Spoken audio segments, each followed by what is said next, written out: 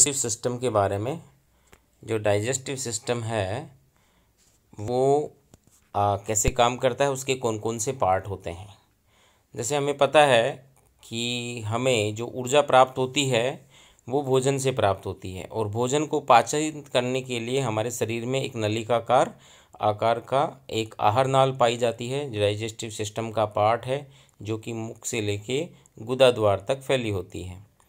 और ये जो आहार नाल है, जैसा कि आप इस चित्र में देख रहे हैं, ये बेसिकली एंडोड्रम ओरिजिन की होती है, लेकिन इसके अंदर इसका जो मुंह वाला हिस्सा है, इसका आगे का भाग है, वो एक्टोड्रम से, और गुदा जो द्वार का निचला हिस्सा है लास्ट वाला, वो एक्टोड्रम से। बाकी मध्य का जितना भी पार्ट है आहार नाल का, वो एंडोड्रम से विकसित होता है। जो भ्रूण होता है उसमें यह एंडोड्रम से विकसित होता है। यानी जो एक्टोड्रम का पार्ट है वो है कठोर तालु तक का भाग, यानी जो आगे का पैलेटाइन पार्ट होता है ऊपरी, और जो नीचे गुदीय नाल से गुदा तक का भाग, ये भी एक्टोड्रम से। और बीच वाला भाग जो है बक्कल कैविटी होती है, उससे लेके मलाशय तक का भाग है, वो एंडोड्रम से विकसित होता है। आहार नाल में निम्नलिखित भाग होते हैं, जैसा कि आपको पता है। जैसा कि इसमें देख सकते हैं हम, ये है मुख गुहा है, यहाँ पे बक्कल कैविटी है, मुख गुहा, फिर ग्रसिका जिसको ईसोफेगस कहते हैं, फिर स्टमक, फिर है ग्रहणी, फिर है इसको देखें तो ये हो गया आपका छोटी आंत। छोटी आंत के पार्ट जो होते हैं ये होते हैं ड्यूडेनम, जेजुनम एंड इलियम। और इसके बाद में ये बड़ी आंत। बड़ी आंत में एक कोलोन होता है। कोलोन के 3 भाग होते हैं, असेंडिंग कोलोन, डिसेंडिंग कोलोन और ये ट्रांसवर्स कोलोन। और ये हो गया रेक्टम और मलाशय, और फिर ये एनस वाला पार्ट नीचे का। तो ये जो होता है ये डाइजेस्टिव सिस्टम होता है। यहाँ पे ये छोटा सा पार्ट होता है जो कि इलियम और सीकम के बीच में होता है, अंदनाल, उसको हम अपेंडिक्स कहते हैं।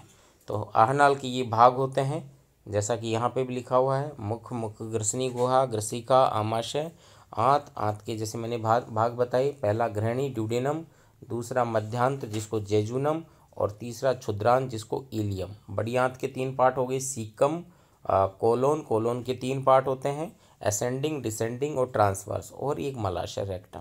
तो आज हम बक्कल कैविटी को पूरा स्टडी करेंगे। तो सबसे पहले बात करते हैं मुख ग्रसनी में क्या क्या होता है। देखिए, मुख एक क्षैतिज दरार रूपी छिद्र होता है जो ऊपरी और निचले ओष्ठ द्वारा ढका होता है। ओष्ठ से संबंधित पेशी को ऑर्बिकुलरिस ओरिस कहते हैं। होठों में जो पेशी होती है, मसल्स होती है, उसका नाम ऑर्बिकुलरिस पेशी होता है। ये भी कई बार पूछा जाता है, होठों में एक पेशी जो है संबंधित पेशी का नाम क्या है, तो ऑर्बिकुलरिस मसल्स होती है इसमें। आहार नाल जो है इसके जो बक्कल कैविटी होती है, इसमें हम कह सकते हैं कि मुख गुहा जो है बक्कल कैविटी, उसके 2 पार्ट होते हैं। आगे वाला पार्ट जो होठ से घिरा हुआ होता है, ये वाला पार्ट बक्कल वेस्टिब्यूल कहलाता है, और पीछे वाला भाग बक्कल कैविटी होता है, राइट। जो ये होते हैं खरगोश होते हैं, इनमें जो होठ है वो बीचों बीच में से फटे हुए होते हैं। ऐसे होठ को हेयर लिप कहते हैं। और ये मुख ग्रासन गुहा में खुलता है। ये गुहा 2 भागों में विभाजित होती है, जिससे कि मुख गुहा 2 भागों में विभाजित हो जाती है। एक तो बक्कल वेस्टिब्यूल, यानी जो मसूड़ों और गालों के बीच का स्थान, यानी दांतों के बीच का स्थान जब भोजन थोड़े से अस्थायी रूप से होता है, वो तो बक्कल वेस्टिब्यूल होता है। और दूसरा है बक्कल कैविटी, यानी अंदर का पूरा पार्ट, जैसे कि ये वाला हिस्सा है, ये बक्कल कैविटी, ये टंग है। और इसके बीच का बक्कल वेस्टिब्यूल अलग होता है, दांतों और गाल के बीच की जो स्किन है उसके बीच का पार्ट होता है, ये बक्कल वेस्टिब्यूल कहलाता है।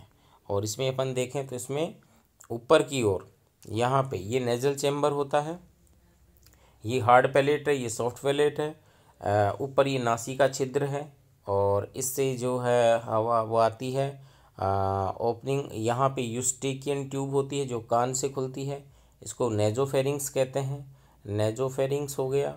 और ये वाला हिस्सा कहलाता है ऊला, जो कि इसको जब भोजन करते हैं तो इसको ढक लेता है। और नीचे वाला पार्ट कहलाता है ओरोफेरिंग्स। ओरोफेरिंग्स हो गया। फिर इसके बाद में यहाँ पे दो पार्ट होते हैं, पीछे की तरफ होती है हमारी आहार नाल और आगे की तरफ होता है हमारी श्वसन नली। इसको ढके रखता है एपीग्लोटिस। ये वाला जो हिस्सा है इसको हम एपीग्लोटिस कहते हैं। और ये खुलता है ट्रेकिया में, जो कि फेफड़ों में जाता है। और पीछे की तरफ जो होता है वो होता है ईसोफेगस। और ये एपीग्लोटिस वाला जो भाग है इसको हम लेरिंगोफेरिंग्स कहलाते हैं। तो ये बेसिकली तीन पार्ट हो गए, नेजोफेरिंग्स, ओरोफेरिंग्स और लेरिंजोफेरिंग्स, जो कि जस्ट ओला एपीग्लोटिस वाला पार्ट होता है।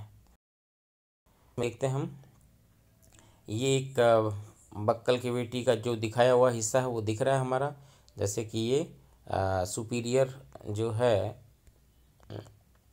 लिप है, ओस्ट है, ये है इस जो जोड़े रहती है इसको बोलते हैं सुपीरियर लेबियल फ्रेनुलम, जो ऊपरी ओस्ट को जोड़े रखती है।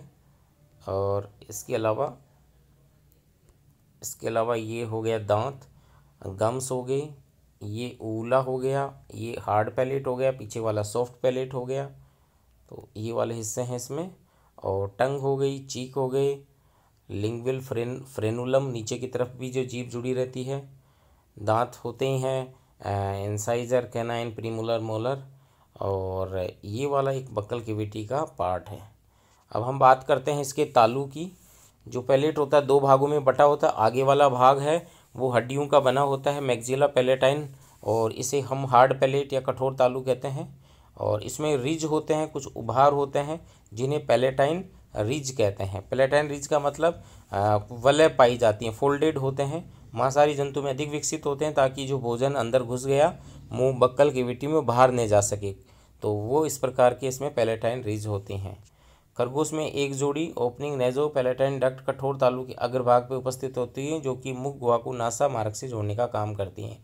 कुछ ग्रहणग्राही नासा तालव नलिका नेजो पैलेटाइन डक्ट में उपस्थित होते हैं, जिन्हें जैकबसन के अंग कहते हैं, या उनको वोमेरो नेजल ऑर्गन भी कहते हैं। यंग चमातिस में भोजन की गंध का ज्ञान कराते हैं। तो सांपों के अंदर क्या होता है कि जो हार्ड पैलेट होता है उसमें एक छिद्र खुलता है, जो कि नेजो पैलेटाइन डक्ट्स से जोड़ता है उसको। और उस जगह पे एक अंग होते हैं जिनको जैकबसन ऑर्गन या वोमेरो नेजल ऑर्गन कहते हैं। सांपों के अंदर होता है, छिपकलियों में होता है, ताकि उनको बाहर का जो एनवायरनमेंट है और जो भोजन है उसकी गंध का ही ज्ञान कराते रहते हैं। तभी सांप बार बार जीभ निकालते रहते हैं। पीछे वाला जो पार्ट होता है वो कहलाता है सॉफ्ट पैलेट। तो जैसे इस वाले हिस्से में हम देखें, ये वाला आगे वाला हार्ड पैलेट और जैकबसन ऑर्गन इसी भाग में होता है, और पीछे वाला कहलाता है सॉफ्ट पैलेट। और ये जो है सॉफ्ट पैलेट जो है वो पीछे की ओर नेजोफेरिंग्स में खुलता है। और यहाँ पे जो नासा छिद्र से जो छिद्र खुलते हैं वहाँ पे एक संरचना पाई जाती है जिसे वीलम पैलेटाई या ऊला कहते हैं। ये क्या कहलाती हैं? जिसको वीलम पैलेटाई या ऊला कहते हैं। यानी कोमल तालू का मध्य भाग बाहर की तरफ से निकला हुआ होता है, नीचे लटकता हुआ एक उंगली समान मांस होता है जिसको यूला या ऊला और वीलम पैलेटाई कह सकते हैं। ठीक है, इसका क्या काम है? ऊला वीलम पैलेटाइन भोजन अंतर्ग्रहण के समय आंतरिक नासा छिद्र को क्या कर लेते हैं, ये ढक लेते हैं, जिससे भोजन के कण नासा गुहा में प्रवेश नहीं कर सकते, जो नेजोफेरिंग्स है उसमें प्रवेश नहीं कर सकते हैं। और क्या होता है, एक जोड़ी बड़े लसी का जोड़ कोमल तालु के पृष्ठ पार्श्व सतह पे उपस्थित है, जिन्हें पैलेटाइन टॉन्सिल कहते हैं। यहाँ पे एक जोड़ी जो लिम्फ ग्रंथियाँ होती है, लिम्फ नोड होते हैं, जिनको पैलेटाइन टॉन्सिल होते हैं, और कई बार ये फूल जाते हैं जिससे हमारे मुंह में दर्द भी होता है। और इसी कोमल पैलेटाइन जो है ये ग्रसनी को दो भागों में विभाजित करता है। जैसे मैंने कहा, ऊपर वाला भाग है नेजोफेरिंग्स कहलाता है, नीचे वाला भाग मुख ग्रसनी या ओरोफेरिंग्स कहलाता है। नीचे वाला भाग ओरोफेरिंग्स कहलाता है। और एक जोड़ी जो यूस्टेकियन छिद्र होते हैं, जो कि कहाँ से आते हैं, मध्य कर्ण से। जो कर्ण है हमारा कान है, वो मध्य कर्ण वाले भाग से एक जोड़ी ट्यूब निकलती है जिसको यूस्टेकियन ट्यूब कहते हैं। ये ऊपर नासा जो छिद्र है उसमें आकर के यहाँ पे खुलते हैं, जैसे कि यहाँ दिखा रखा है। ये जो है ये यूस्टेकियन ट्यूब है, ये मध्य कर्ण से आकर के हमारे नेजोफेरिंग्स में खुलती है। यूस्टेकियन छिद्र नासाग्रसी में फंसती यूस्टेकियन नली का मध्यकर्ण से संबंधित है और ये नली का वायुदाब को भी नियंत्रित करती है। जो हमारे शरीर में वायुदाब है उसको कंट्रोल करने का काम यूस्टेकियन नलिका का है। ओके, नेक्स्ट है हमारी जीभ के बारे में। टंग्स जो है वो कैसे होती है। टंग में जैसे कि हमें पता है अलग अलग इसमें पेपिली होते हैं, अलग अलग इसमें उभार पाए जाते हैं। और ह्यूमन टंग में जो टेस्ट का एरिया है, बड है, वो भी अलग अलग होती है। बिटर जो है वो बिटर का पार्ट होता है वो पीछे की तरफ होता है। खट्टा दोनों साइडों में होता है शोर। और आगे का जो टिप होती है वो स्वीटनेस बताती है, मीठापन बताती है। और उसके बगल वाला पार्ट है वो नमकीन यानी साल्टी है वो बताती है। साल्ट है, साल्ट का पता हमें साइड वाले पार्ट से लगता है, उसके जस्ट पीछे वाले पार्ट से खट्टेपन का लगता है, पीछे वाले भाग से बिटरनेस जो है कड़वापन लगता है। राइट। जीभ जो है उसका अग्रभाग स्वतंत्र होता है और पश्च भाग हायोइड एपरेटस से जुड़ा होता है, यानी पीछे की तरफ जो हमारा हायोइड एपरेटस है उसमें जुड़ा रहता है। पीछे वाले भाग में हम देखें तो इसमें ये लिंगुअल टॉन्सिल होते हैं, फिर यहाँ फोरामेन सीकम होता है एक छेद, और इसके अंदर सल्कस टर्मिनलिस और सर्कमवैलेट पेपेली पीछे की तरफ इस प्रकार से उभार पाए जाते हैं जिनको सर्कमवैलेट पेपेली कहते हैं। फिर इसके आगे की तरफ देखें तो वो होती हैं फोलेट पेपेली। फिर छोटे छोटे और होते हैं वो होते हैं फिलीफोम पेपेली। और किनारों पे जो उभार होते हैं उनको कहते हैं फंजाई फॉर्म पेपेली, यानी ये पेपेली या उभार पाए जाते हैं। जीभ की मध्यदर सतह मुखगुहा के फर्श से बहुत अधिक लचीली झिल्ली द्वारा जुड़ी रहती है जिसे फ्रेनुलम लिंगुवी कहते हैं। राइट, जैसा कि मैंने बताया कि आगे से जो जीभ जुड़ी रहती है उसको फ्रेनुलम लिंगवी कहते हैं। जीभ की पृष्ठ सतह पर वी आकार की एक सल्कस होती है, वी आकार का एक भाग होता है जिसको सल्कस टर्मिनलिस कहते हैं, जिससे कि गर्त होता है, फोरामेन सीकम पाया जाता है। वी आकार की सल्कस की दोनों भुजाएं जिस स्थान पर मिलती हैं वहाँ एक मध्य गर्त पाया जाता है जिसे फोरामेन सीकम कहते हैं। जीभ का पश्च भाग ग्रसनी भाग में होता है और इस भाग में लिम्फ नोड पाई जाती हैं जिसे लिंगुअल टॉन्सिल भी कहते हैं। और इसका 2/3 भाग है वो आगे की तरफ मुख में होता है। इसमें 4 प्रकार के क्या पाए जाते हैं, स्वाद कलिकाएँ या पेपिला उपस्थित होते हैं, गस्टेटरी रिसेप्टर्स कहते हैं। जैसे मैंने कहा फंजी फॉर्म होता है आगे आगे की तरफ, और फिर है फिलीफॉर्म पेपिली होती हैं, शंकुनुमा होती हैं, फिर फोलिएट पेपिली होती हैं, पत्ती जैसी संरचनाएं होती हैं, और पीछे की तरफ सर्कमवैलेट पेपिली होती हैं और कम संख्या में ये पाई जाती हैं। जीभ में 2 प्रकार की पेशियाँ पाई जाती हैं, बाह्य एक्सट्रिंसिक पेशी और इंट्रिंसिक पेशी। एक्सट्रिंसिक पेशी जीभ के बाहरी भाग पर पाई जाती है, जीभ को बाहर अंदर लाने में मदद करती है। इंट्रिंसिक पेशी जीभ के अंदरूनी भाग में पाई जाती है, जीभ की आकृति को बदलने का कार्य करती है। दांत एक्टोमीजोडर्मल होते हैं, दांत का अधिकांश भाग डर्मिस से बना होता है। और दांत में का जो बाहरी भाग होता है जो जो चमकदार सफ़ेद रंग का दिखता है उसको एनिमल कहते हैं, इनिमल कहते हैं, और ये एक्टोडर्म से उत्पन्न होता है, एक्टोडर्म से बना हुआ होता है। दांत में हम देखें तो ये क्राउन, नेक और रूट, शिखर, गिरवा और जड़ 3 भागों में बटा हुआ होता है। ऊपरी जो दांत होते हैं वो प्रीमैक्सिला और मैक्सिला अस्थि से जुड़े रहते हैं, जबकि निचले जो दांत होते हैं वो एक हड्डी होती है जो कठोर हड्डी होती है जिसको जबड़ा या डेंटरी कहते हैं, उससे जुड़े रहते हैं। इस दांत का जो भाग मसूड़े से बाहर निकला होता है उसे हम शिखर कहते हैं यानी क्राउन कहते हैं। जो भाग मसूड़ों में होता है वो गिरवा या नेक कहलाता है, और जो डेंटरी या हड्डी में धंसा हुआ होता है वो रूट कहलाता है। राइट। सबसे जो कठोर पार्ट होता है वो दांत क्या होता है, दांत का भाग सबसे बाहरी भाग जो कि एक्टोडर्म से बना होता है जिसे हम इनिमल कहते हैं, वाइट कलर का। तो ये जैसे ये दांत की एक स्ट्रक्चर हम देख सकते हैं यहाँ पे, ये इसको थोड़ा okay, so you can see ये है इनिमल वाला पार्ट, सबसे बाहरी पार्ट होता है सफ़ेद, उसके अंदर का पार्ट होता है डेंटाइन, और डेंटाइन के फिर अंदर की तरफ होता है सीमेंटम, ये गिरवा में, और अंदर फिर पाया जाता है रूट कैनाल। और इसके अंदर ऊपर वाला पार्ट जैसे जो बाहर होता है ये क्राउन, और जो मसूड़ों में होता है वो नेक, और फिर जो रूट में दबा रहता है यानी बोन जो डेंट्री है उसमें धंसा रहता है उसे हम रूट पार्ट कहते हैं। तो इस दांत में क्या होता है, इसमें ब्लड सप्लाई होती है और आपकी नर्व सप्लाई होती है नीचे से। तो यहाँ पे लिविंग सेल्स होती हैं और इन लिविंग सेल्स को हम ओस्टियोब्लास्ट सेल कहते हैं, जो कि ये डेंटाइन का निर्माण करती रहती हैं क्योंकि इसके अंदर पल्प होता है, पल्प कैविटी होती है अंदर की ओर। ये रूट कैनाल होता है और इसमें बाहर की तरफ सीमेंट होता है जो डेंटाइन के बाहर की ओर, और उसके बाहर पेरियोडेंटल लीगामेंट्स होते हैं जो कि इसको जोड़े रखते हैं मसूड़ों को। नीचे की ओर जो छिद्र होता है उसको एपिकल फोरामेन कहते हैं, यानी ये बंद हो जाता है तब दांत की वृद्धि रुक जाती है। लेकिन खरगोश है और ये माउस वगैरह है, चूहे वगैरह है, उनमें जो इंसाइजर दांत होते हैं, कृंतक दांत होते हैं, वो चूँकि एपिकल फोरामेन बंद नहीं होता, ये हमेशा वृद्धि करते रहते हैं। तो ये दांत आपको पता है 4 प्रकार के होते हैं। इंग्लिश में इनको बोलते हैं इंसाइजर, जो है कृंतक को बोलेंगे हम इंसाइजर, फिर रदनक को कैनाइन, फिर अग्र चर्वणक को प्रीमोलर और चर्वणक को मोलर। तो इस प्रकार दांतों का ये विन्यास हमारे नीचे जो जबड़ा है उसमें पाए जाते हैं। वह कोशिका जो इनिमल बनाती है एमिलोब्लास्ट कहलाती है। ये भ्रूण या एक्टोडर्म से बनी होती है और इनिमल में 96% जो है इनऑर्गेनिक साल्ट पाए जाते हैं। कैल्शियम, मैग्नीशियम, सोडियम, पोटेशियम के फॉस्फेट तथा कार्बोनेट पाए जाते हैं। जल की मात्रा 3% पाई जाती है। शेष भाग केराटिन तथा ओसिन नामक प्रोटीन का बना होता है।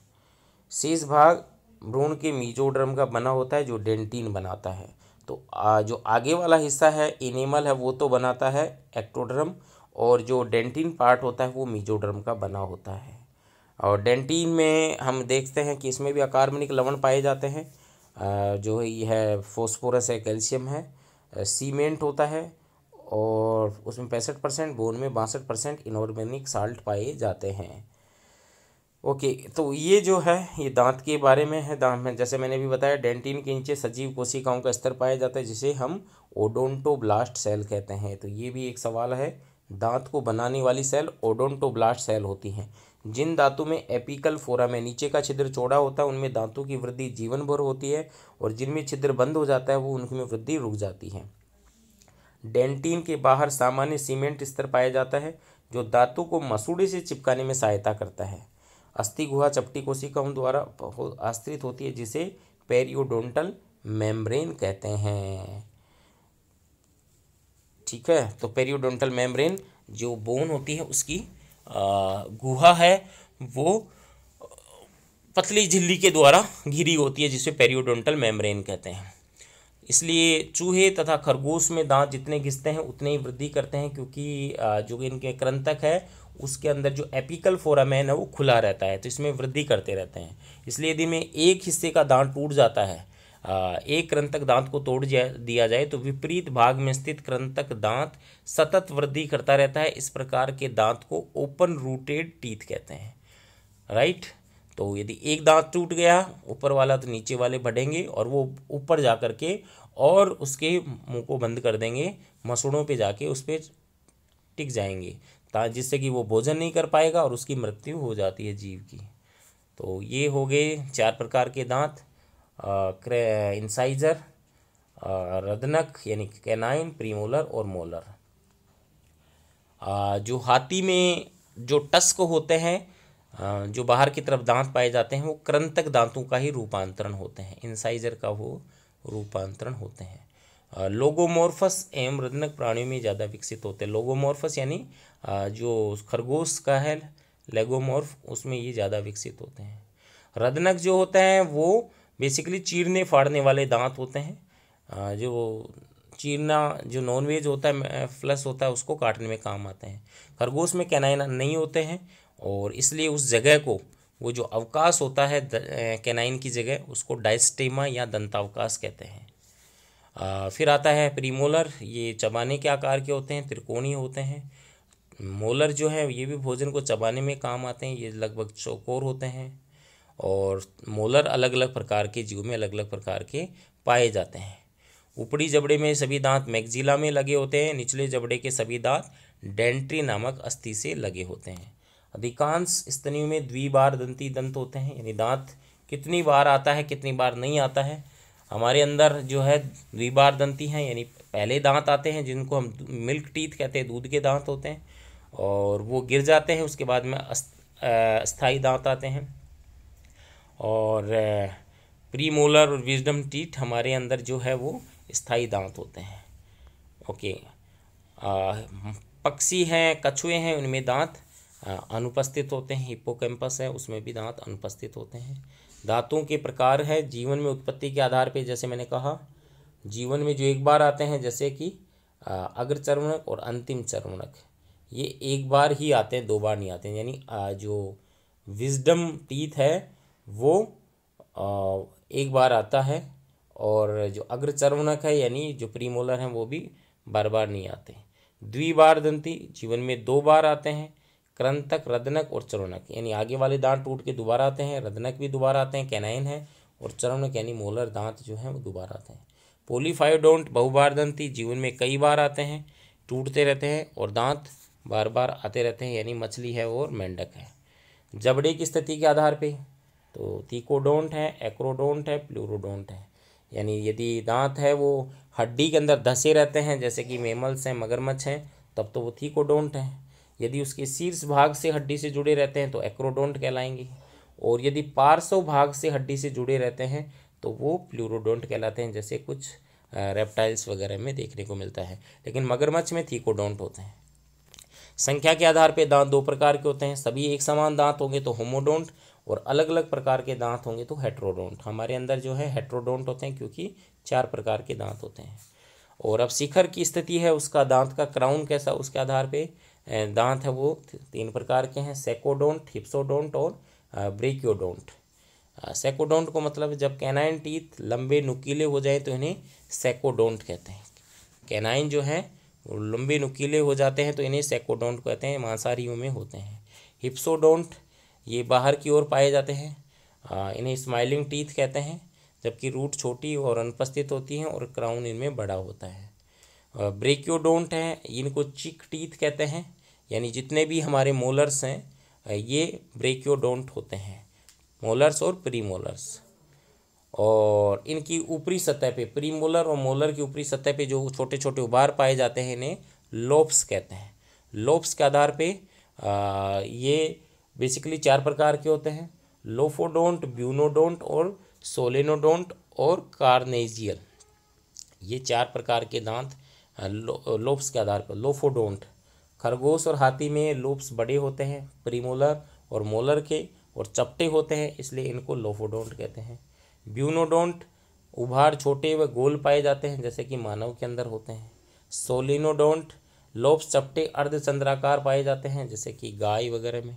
और कार्नेजियल प्रकार के लोब्स नुकीले पाए जाते हैं, मांसाहारी जंतुओं में नुकीले होते हैं। कार्नेजियल दांत ऊपरी जबड़े के रूपांतरित अंतिम अग्र चर्वणक एवं निचले जबड़े के पृथक चर्वणक दांत होते हैं। निचले जबड़े के फर्स्ट मोलर और ऊपरी जबड़े के अंतिम लास्ट हैं वो प्रीमोलर, जो मांस को चीरने और फाड़ने के काम आते हैं। तो ये दांत के बारे में है। विजडम टीथ आपको पता है, अंतिम जो मोलर होता है उसको विजडम टीथ कहते हैं, और ये 18 से 25 साल की उम्र के बीच में निकलते हैं।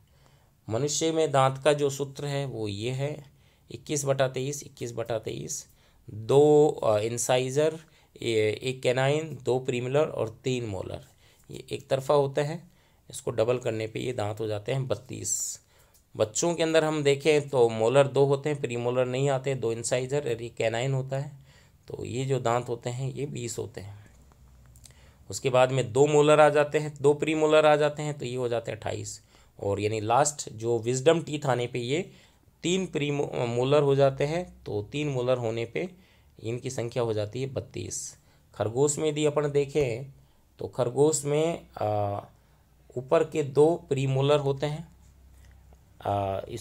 ऊपर के 2 इंसाइजर होते हैं, नीचे 1 इंसाइजर होता है, कैनाइन होते नहीं है। और फिर ऊपरी जबड़े में प्रीमोलर भी 3, मोलर भी 3, और निचले जबड़े में 2 प्रीमोलर और 3 मोलर होते हैं। तो खरगोश का दंत सूत्र 20/33/10 होता है।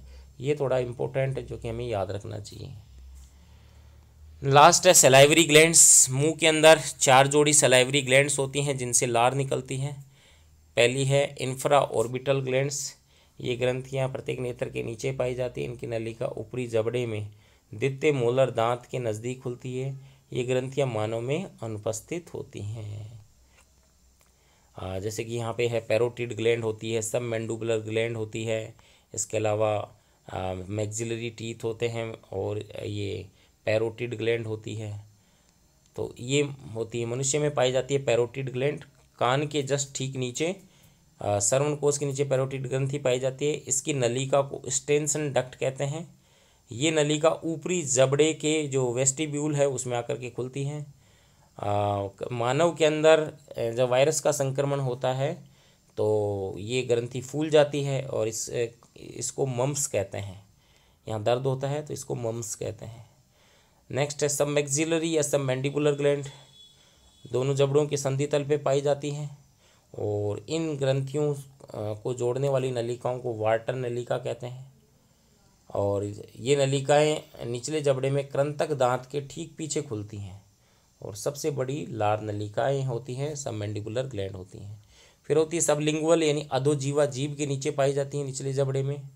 और यहाँ जो डक्ट होती हैं उनको बार्थोलियन डक्ट या डक्ट ऑफ रिविनस कहते हैं।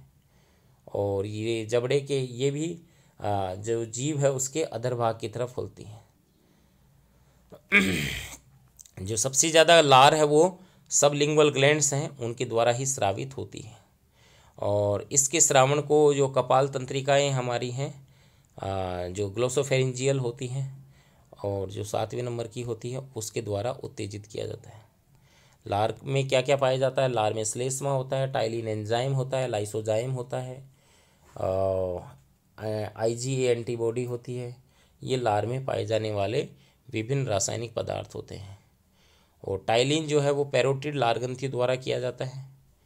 लाइसोजाइम थायोसाइनेट जीवाणु को नष्ट करते हैं और मुख ग्रसनी गुहा में जीवाणु की वृद्धि को रोकते हैं। तो ये बेसिकली लार है और इसके अंदर अलग अलग प्रकार के टोन्सिल पाए जाते हैं जैसे कि वाल्डियर रिंग लिंगुअल टोन्सिल जो है कि पश्च भाग में होते हैं। फिर पैलेटाइन टोन्सिल उसके आगे, फिर यूस्टेकियन ट्यूब होती है यहाँ पे जो ट्यूबल टोन्सिल होते हैं, और सबसे आगे वाले हिस्से में फेरिंजियल टोन्सिल होते हैं। तो ये अलग अलग प्रकार के टोन्सिल मुख गुहा में पाए जाते हैं। तो ये था हमारा डाइजेस्टिव सिस्टम से संबंधित। आगे वाला हिस्सा नेक्स्ट वीडियो में पढ़ेंगे आहार नाल से संबंधित। तब तक के लिए थैंक यू।